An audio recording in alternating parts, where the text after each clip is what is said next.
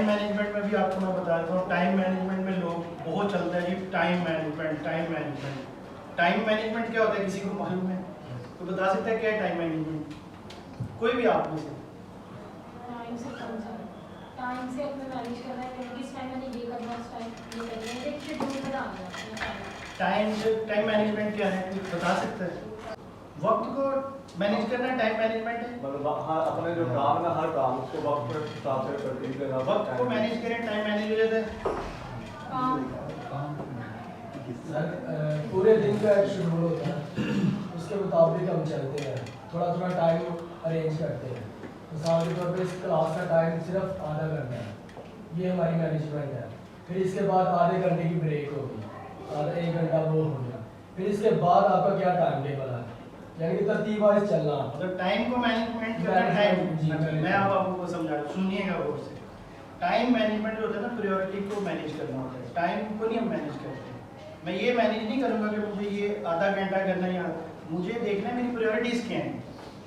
Priorities क्या है, मैंने आज ये 6 काम करने हैं, 6 से ये मेरा इंपॉर्टेंट है ऊपर वाला। ये प्रायोरिटीज़ दिन में जो मेरी 4 प्रायोरिटीज़ हैं या 6, उसको मैनेज करना मेरा टाइम है। टाइम नॉर्मली लोगों को समझ नहीं आता। लोग कहते हैं जैसे मैं टाइम पे पहुँचता हूँ, तो मुझे यही समझ आता है मैं टाइम पे पहुँच गया, मैंने बड़ा अच्छा काम किया। मैं अपने ऑफिस में 9 बजे जी पहुँच जाऊँ, 6 बजे चलते हैं।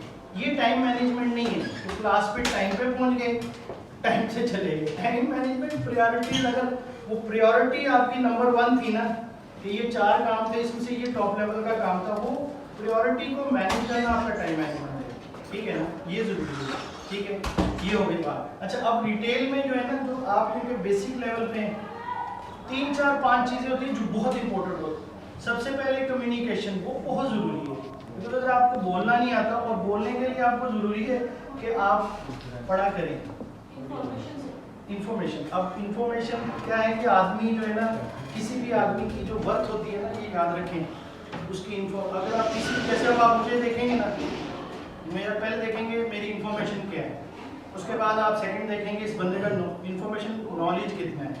ठीक है, नॉलेज के बाद क्या आता है, क्या आता है एटीट्यूड। अगर मेरा एटीट्यूड पॉजिटिव है तो मेरा नॉलेज और मेरा जो इंफॉर्मेशन और नॉलेज और मेरा एटीट्यूड पॉजिटिव है, तो मुझे आप लोग मुझे सुनना शुरू कर देंगे। मेरे एटीट्यूड के बाद मेरी कम्युनिकेशन भी होनी चाहिए, मुझे बात करनी आनी चाहिए, बात सुननी आनी चाहिए। ठीक है, वो हो जाएगा। करेक्टर, उसके बाद करेक्टर आपका होता है कि करेक्टर आपकी एटीट्यूड तो पॉजिटिव दिखा रहे हैं, करेक्टर कैसा है। अगर करेक्टर अच्छा है, एक टीचर आप देख लें, मिसाल देख लें कि उनका इन्फॉर्मेशन भी बहुत अच्छी होती है, नॉलेज भी बहुत अच्छा होता है, उनका एटीट्यूड भी अच्छा है, ठीक है, कम्युनिकेशन भी अच्छी है, करेक्टर उनका अच्छा है, दूसरे लोग भी क्लास के अलावा या मोहल्ले में करते ही करेक्टर अच्छा है, तो फिर क्या होता है, ऑटोमेटिकली यू ग्रो।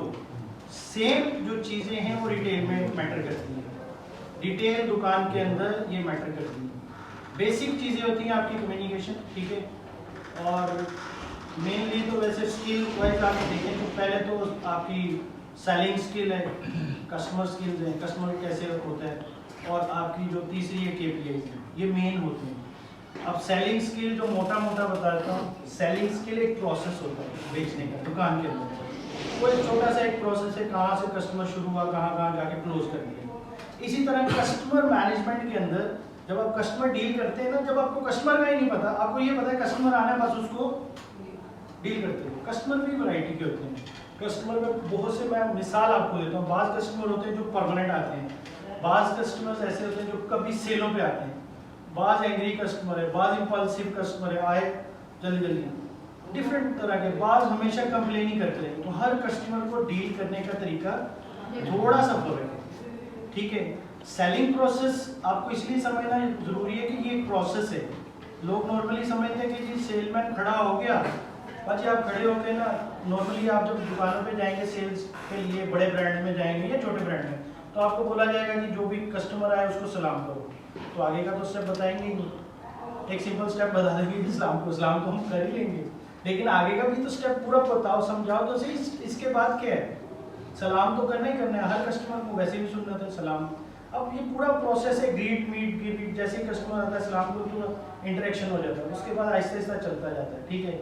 आप फिर उसको आहिस्ता आहिस्ता देखते हो, और फिर वो ये कि इसमें जैसे आप एक्टिंग देखते हो ना, एक्टिंग में आप कभी नोट करना, आप अगर फिल्म वैसे तो देखनी नहीं चाहिए, आप कभी फिल्म देखना, जो फाइट होती है ना उसको जूम करके देखना, एक एक उनका जो है ना, उनका एक एक स्टेप कैलकुलेटेड होता है।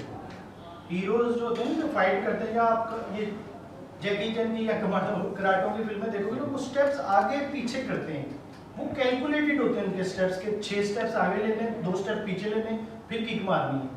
सिमिलरली जब आप कस्टमर डील करते हो ना, तो आपकी दुकान का एरिया के हिसाब से होता है कि आपने कितना, नॉर्मली तो 4 फुट का बोलते हैं कि जो स्पेस होती है, जैसे कोई मुझे 4 फुट का उसका इंटीमेट एरिया कस्टमर का, मुझे उससे आगे नहीं होना, तो थोड़ा सा डिस्टेंस रखना, ठीक है। 4 फुट से आगे जाना कस्टमर के साथ क्राइम है रिटेल के अंदर, और स्पेशली अगर लेडीज है तो फिर थोड़ा और 5-6 फुट होती है फासला, क्योंकि इतना करीब जाना ये कस्टमर बुरा मानते हैं। तो ये एक छोटी छोटी चीज़ें होती हैं। कस्टमर सर्विस के अलग से हैं, उसमें कस्टमर सर्विस के अंदर आपको पता लग जाएगा 6-7-8 किस्म के,